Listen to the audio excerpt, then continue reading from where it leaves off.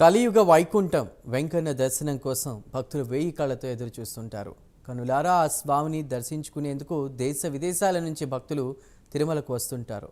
అయితే ఆ స్వామి దర్శనం కావాలంటే సామాన్య భక్తులు రోజుల తరబడి ఎదురు చూడాల్సిన పరిస్థితి.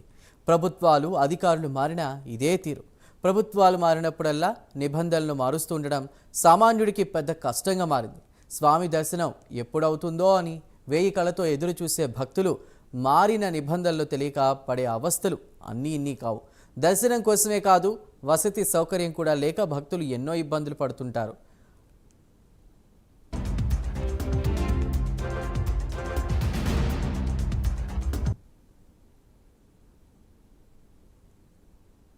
ఆంధ్రప్రదేశ్లో అధికారంలోకి వచ్చిన కూటమి ప్రభుత్వం ఈ మధ్యనే తిరుమల తిరుపతి దేవస్థానానికి ఈవోగా సీనియర్ ఐఏఎస్ అధికారి శ్యామలారావును ఈవోగా నియమించింది. పాలనలో అపార అనుభవం ఉన్న శ్యామలారావు నేతృత్వంలో అయినా సామాన్య భక్తుల కష్టాలు తీరుతాయని ఆశిస్తున్నప్పటికీ ఎవరొచ్చినా ఇంతే అంటూ పెదవి విరుస్తున్న వాళ్ళు లేకపోలేదు. సామాన్యుల భక్తుల కష్టాలు కొత్త ఈవో పాలనలో అయినా తీరుతాయా అన్న సందేహాలు మొదలయ్యాయి. సామాన్య భక్తుల కష్టాలు తీర్చేందుకు ఎన్ని ప్రయత్నాలు చేసినా టీటీడీపై విమర్శలాగలేదు. ఈ నేపథ్యంలో పలు సవాళ్లు ఈవో ముందుంచుతున్నారు భక్తులు.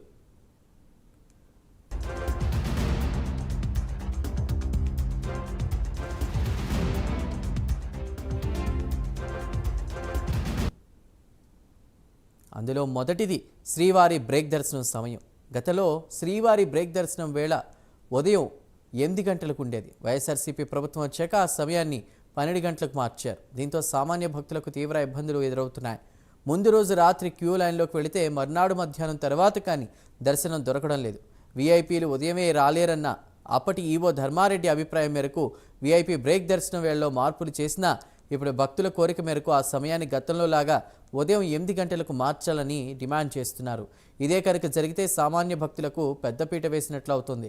దీంతో పాటు వీఐపీ టికెట్ల జారీలోనూ పారదర్శకత పాటించాలని భక్తులు కోరుతున్నారు.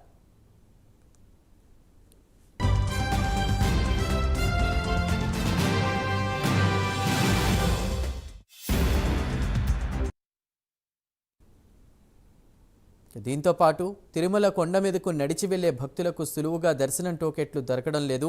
ప్రస్తుతం అమలవుతున్నటువంటి విధానంలా కాకుండా గతంలోలాగా శ్రీవారి మెట్టు అలిపిరిలో దర్శనం టోకెన్లు ఇవ్వాలన్న డిమాండ్లు బలంగా వినిపిస్తున్నాయి. వసతి సౌకర్యం ఎప్పుడూ ఇబ్బందే. ఎన్ని వసతి గృహాలున్నా చాలని పరిస్థితి. వీఐపీలు కూడా గదులు దొరక్క ఇబ్బందులు పడ్డ సందర్భాలు చాలా ఉన్నాయి. అలాంటప్పుడు సామాన్యుడి పరిస్థితి ఏంటో అర్థం చేసుకోవచ్చు. అతిథి గృహాల విరాళాల పథకం ద్వారా తిరుమలలో ప్రస్తుతం 15కు పైగా వసతి గృహాలు నిర్మిస్తున్నారు. వీటితో పాటు సామాన్యులకు కూడా టీటీడీ వసతి గృహాలు నిర్మించాలని డిమాండ్ మొదలైంది.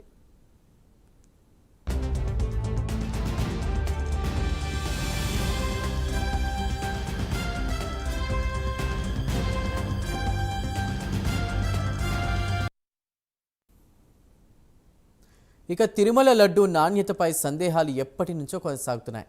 లోపాభూయిష్టంగా మారిన లడ్డూ నాణ్యతపై కొత్త ఈవో చర్యలు తీసుకోవాలని భక్తులు కోరుతున్నారు. దీంతో పాటు అన్నప్రసాదం కూడా అందరికీ సంతృప్తిగా అందడం లేదన్న అభిప్రాయం వ్యక్తం అవుతోంది. దీనిపై కొత్త ఈవో ఎలాంటి చర్యలు తీసుకుంటారన్నది ఆసక్తికరంగా మారింది. తిరుమలకు ప్రతిరోజు వచ్చే వాహనాల సంఖ్య 9000 ప్రైవేటు వాహనాలు వస్తుంటాయి.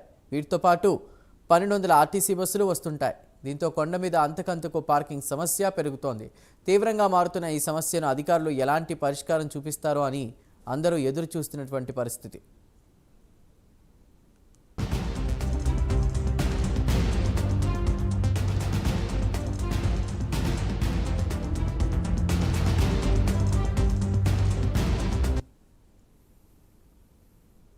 ఇక భక్తుల భద్రతపైన సందేహాలు మొదలయ్యాయి. పలుమార్లు గతంలో బాబు బెదిరింపుల వంటి సమాచారం ఉన్నప్పుడు అప్పటికప్పుడు కూడా తనిఖీలు చేసి చేతులు దులుపుకున్నారు భద్రతా అధికారులు. అటువంటి పరిస్థితి నిజంగా ఎదురైతే ఎదుర్కొనే సత్తాగల రక్షణను తిరుమలలో ఏర్పాటు చేయాలని ఈవోను భక్తులు కోరుతున్నారు. అన్నిటికంటే ముఖ్యంగా తిరుమలలో వైసీపీ ప్రభుత్వ హయాంలో పెద్ద ఎత్తున కాంట్రాక్టు పద్ధతిలో ఉద్యోగ నియామకాలు జరిగాయి. తమ వారికి ఉద్యోగం ఇచ్చేందుకు పెద్ద ఎత్తున పైరవీలు జరిగాయి. మరి ఆ ఉద్యోగులను ప్రస్తుతం కొనసాగిస్తారా లేదా అనేది వేచి చూడాలి.